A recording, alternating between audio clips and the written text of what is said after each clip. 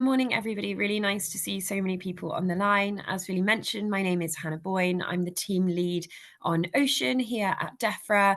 So I'm kind of heading up the programme on the DEFRA side. So really great to see so many of you engaged with Ocean.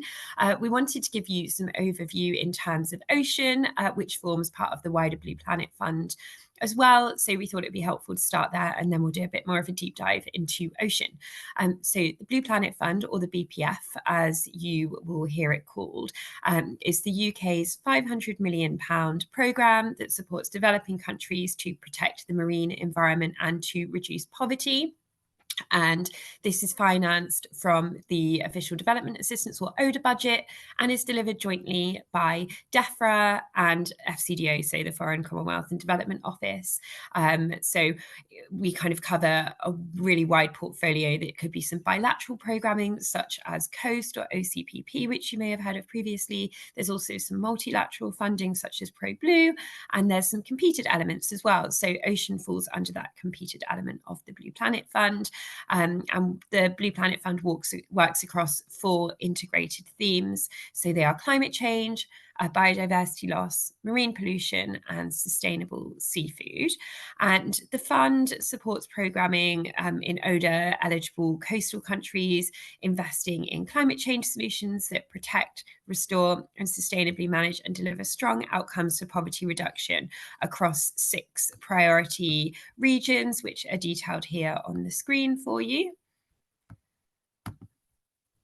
If we move on to the next slide, thank you.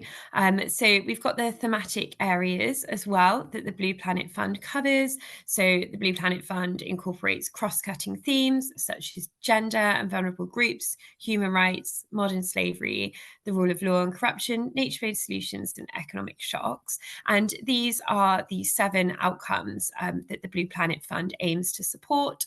So the first one are marine protected areas and other effective conservation measures.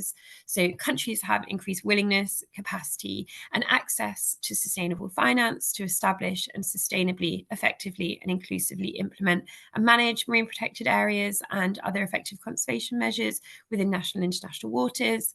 We've got illegal, unregulated, and unreporting fishing as the second thematic area.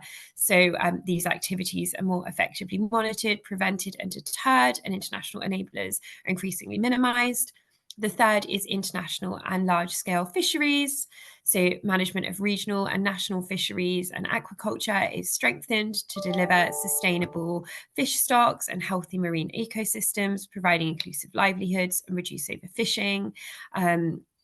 The fourth is solid waste and other forms of marine pollution, where waste management systems are strengthened with a move towards circular economy approaches that reduce solid waste and other forms of pollution, such as ghost gear entering the marine environment.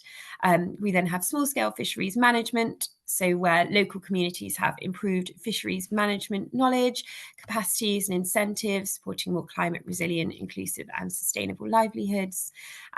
Critical marine habitats for coastal resilience, so locally inclusive approaches to protect and sustainably manage and restore marine ecosystems, and aquaculture, so sustainable, inclusive aquaculture approaches that help restore and avoid harm to the environment are demonstrated and increasingly adopted with support from the private sector as well. So those are the thematic areas that the Blue Planet Fund incorporates, and yeah, a very cross-cutting approach across the wider portfolio.